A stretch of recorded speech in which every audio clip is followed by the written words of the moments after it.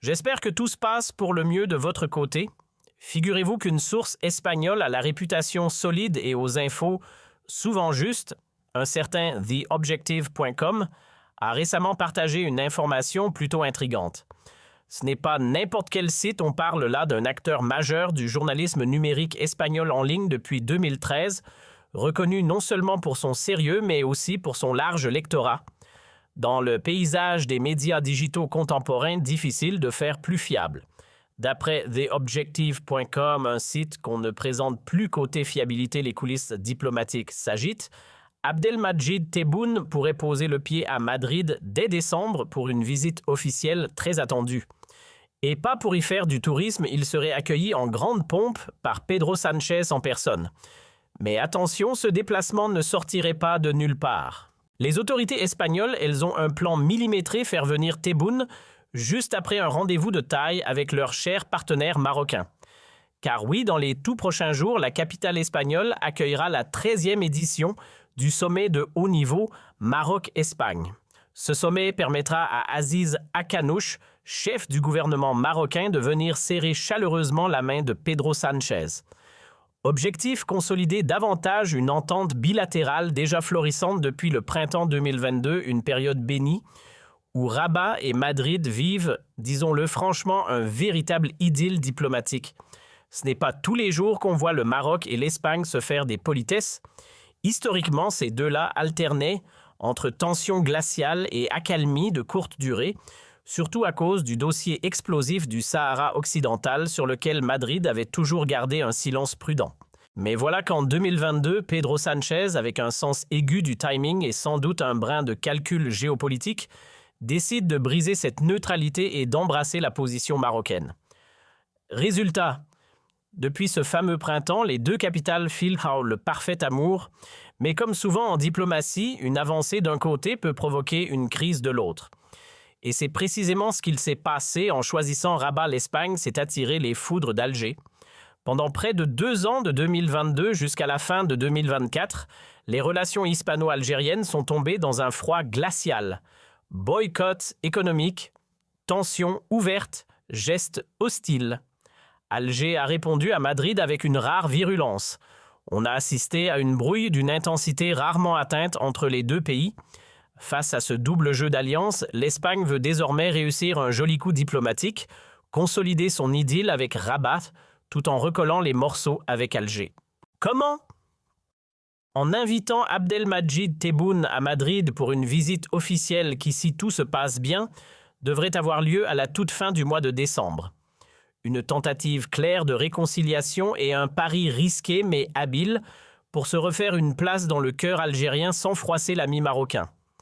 À la base, Tebboune caressait l'idée d'un passage par Berlin pour clore son mois de décembre.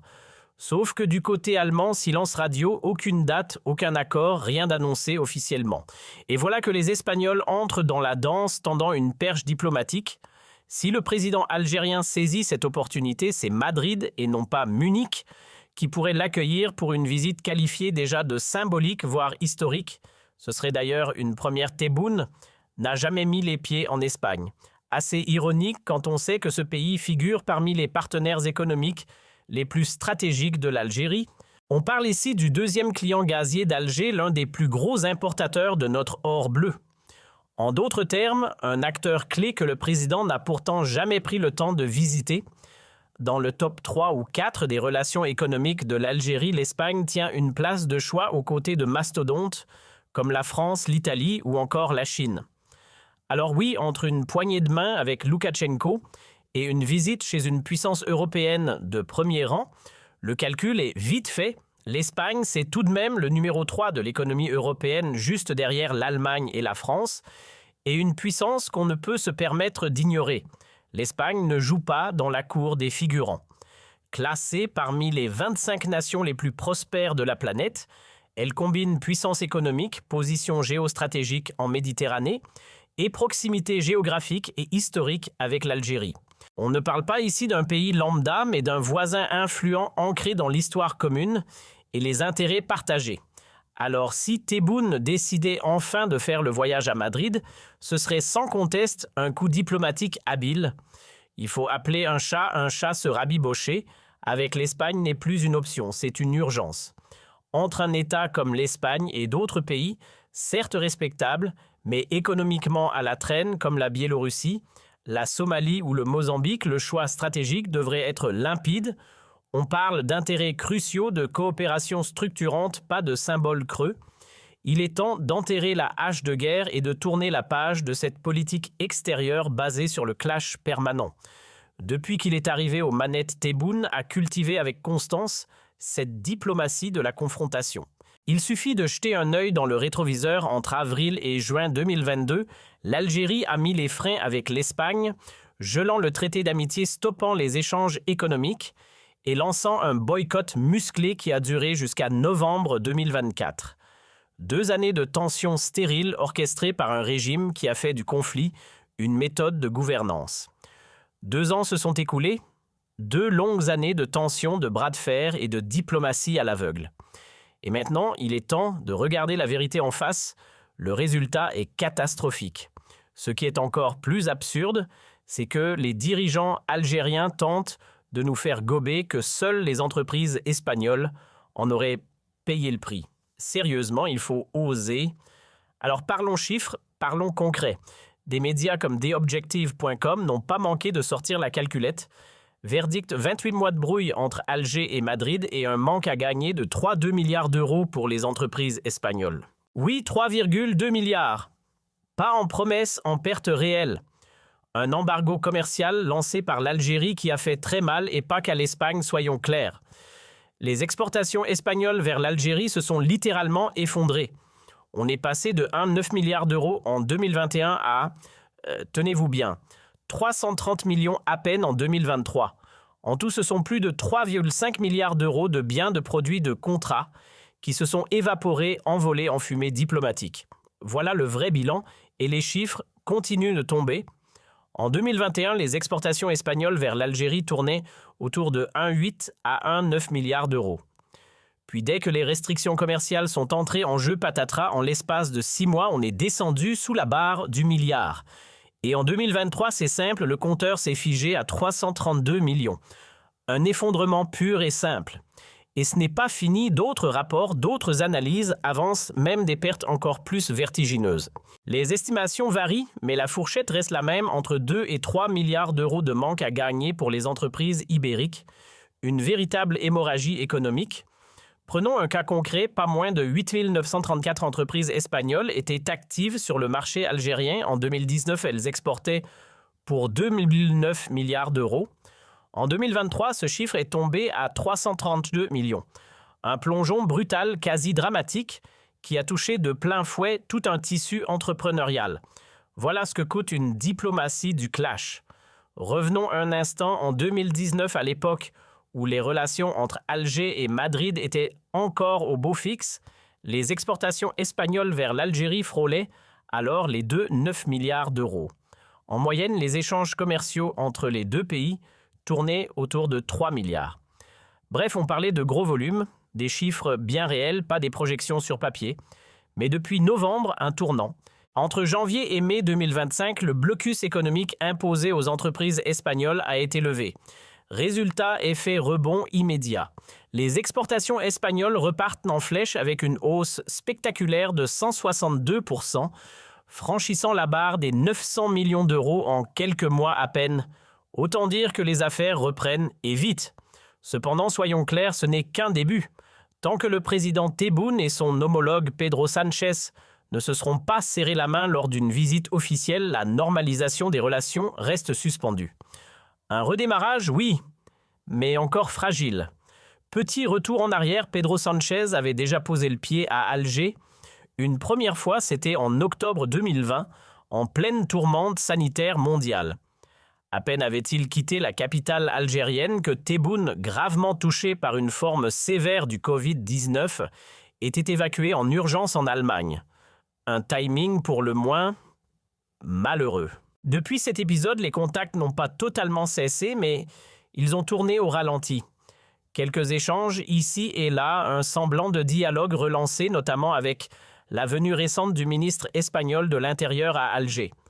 Pourtant, la vraie réconciliation, celle qui compte, a toujours échappé.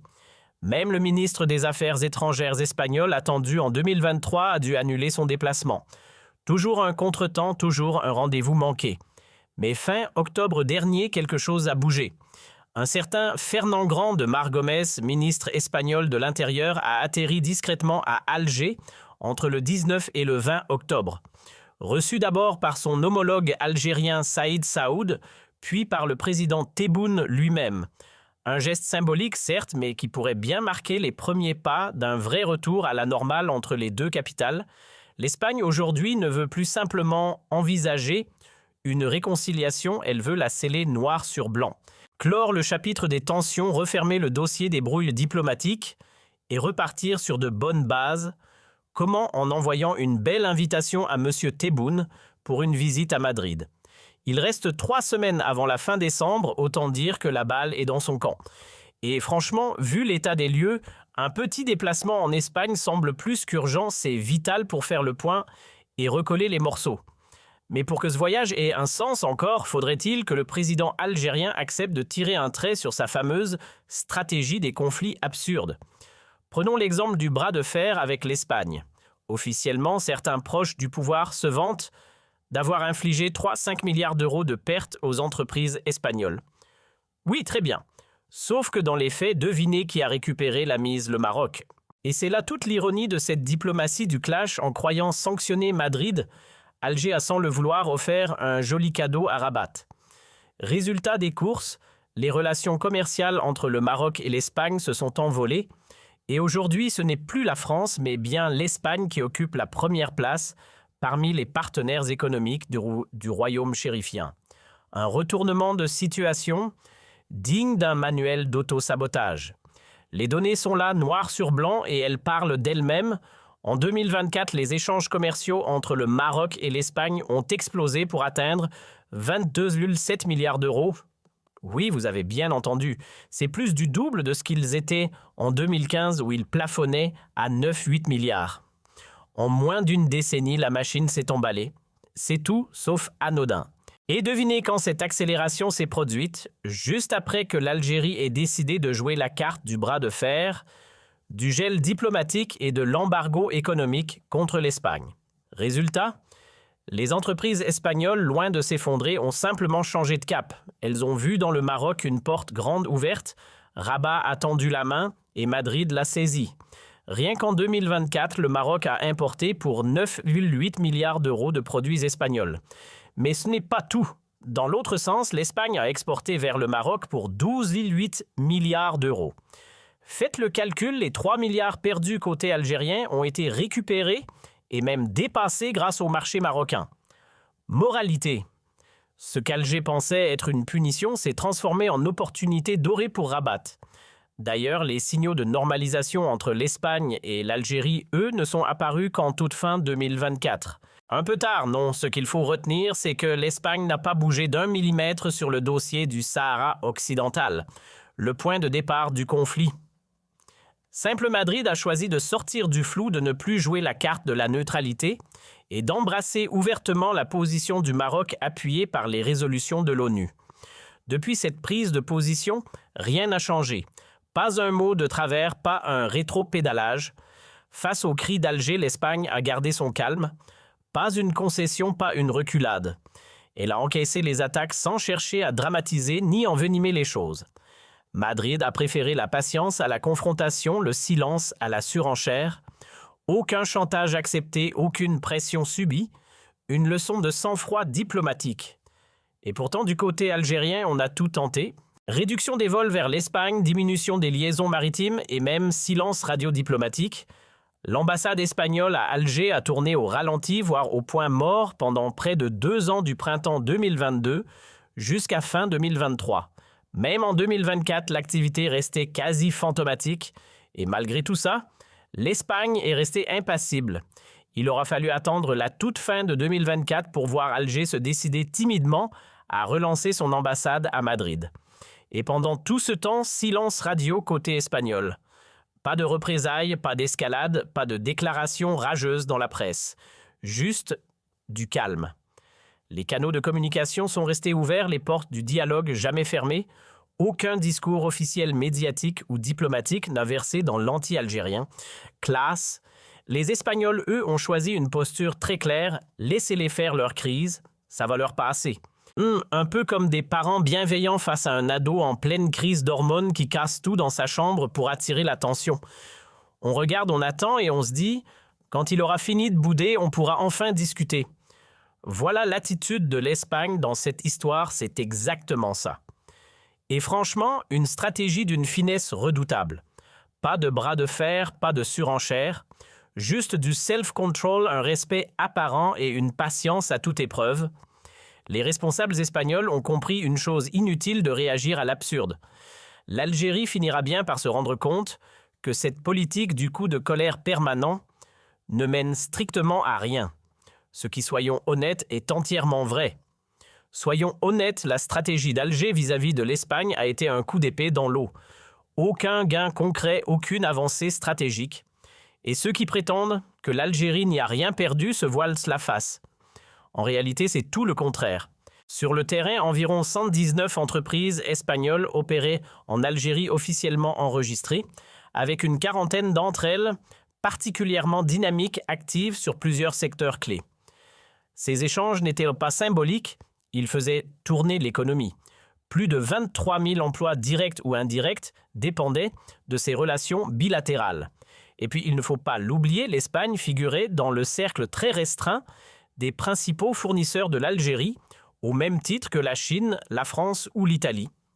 Alors, forcément, en coupant brutalement l'accès aux produits espagnols, les conséquences ne se sont pas fait attendre.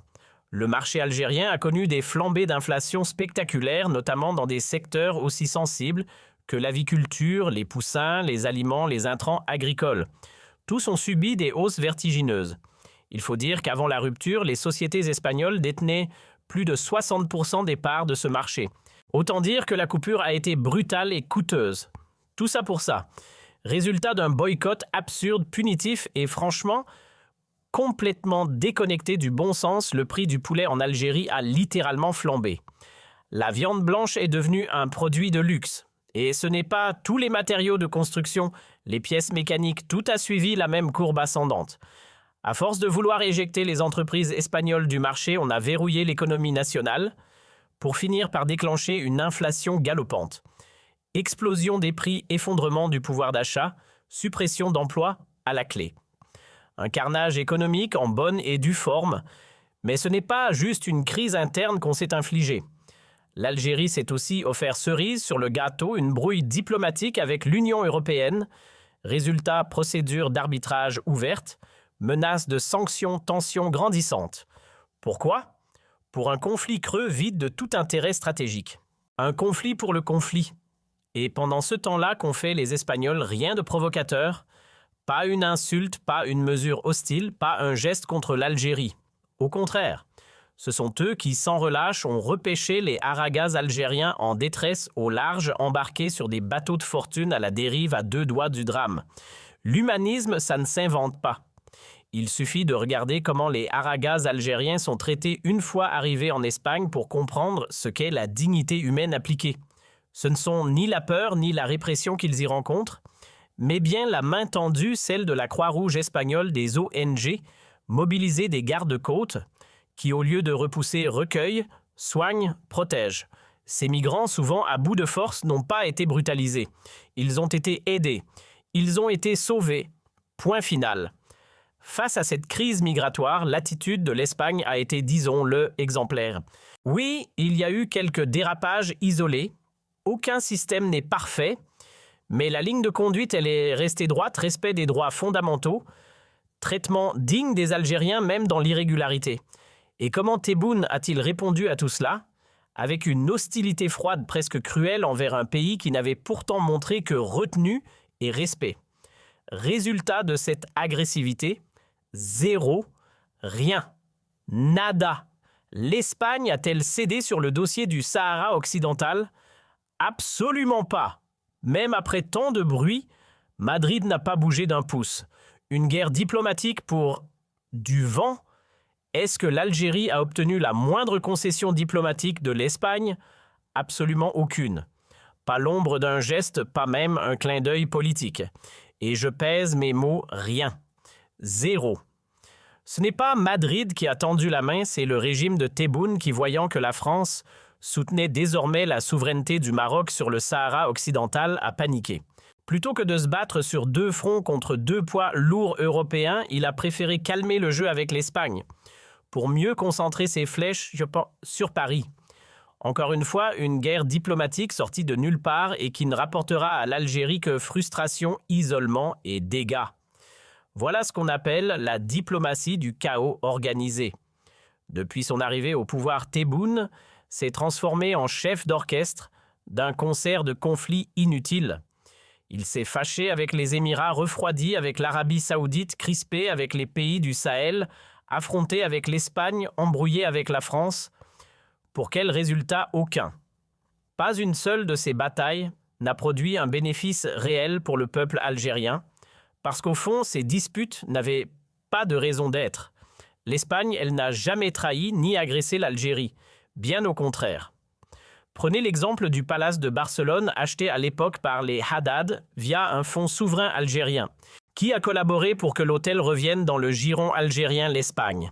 Et ce n'est qu'un cas parmi d'autres. La justice espagnole a toujours maintenu un canal de coopération actif avec Alger. Les portes ne se sont jamais fermées. Et au-delà du judiciaire, il y a l'humain. Entre 2022 et 2024, les secours espagnols ont sauvé des milliers de vies algériennes. Voilà les faits. Et ça, aucun boycott ne pourra l'effacer. De la fin 2024 jusqu'à aujourd'hui, en 2025, l'Espagne a mobilisé sans relâche ses ressources pour sauver des milliers d'Algériens à la dérive en Méditerranée. Des hommes, des femmes, des jeunes fuyant la misère sur des embarcations de fortune, souvent vouées au naufrage. Et que fait l'Espagne? Elle intervient sans hésiter, sans calcul, coûte que coûte.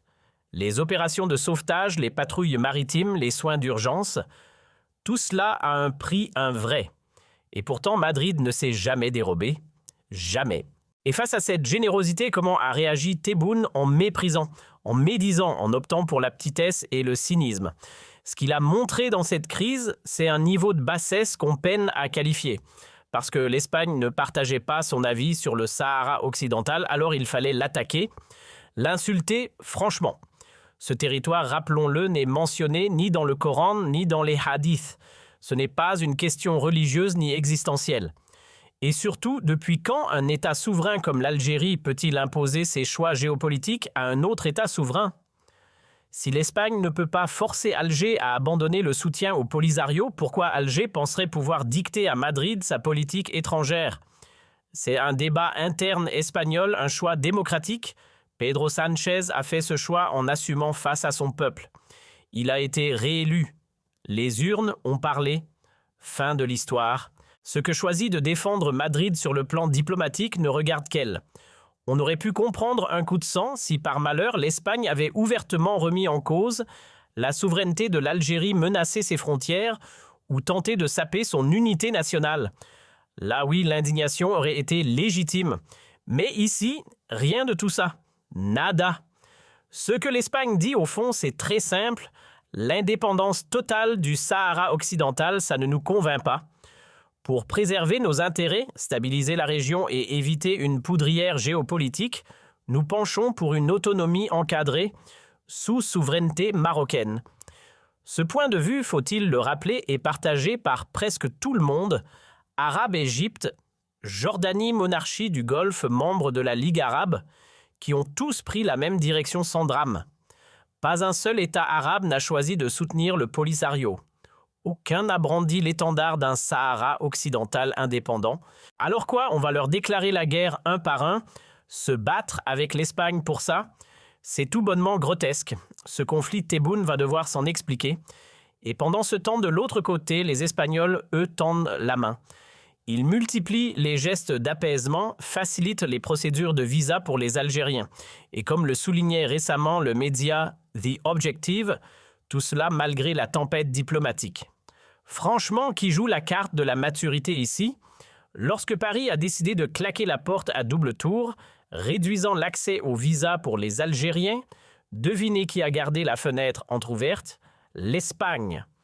Oui, pendant que Bruno Le Roux et ses collègues français faisait pression pour une ligne dure envers Alger-Madrid, elle a choisi de ne pas suivre. Elle a permis à des officiels et à des familles algériennes de continuer à voyager en Europe sans tomber dans la spirale des mesures hostiles.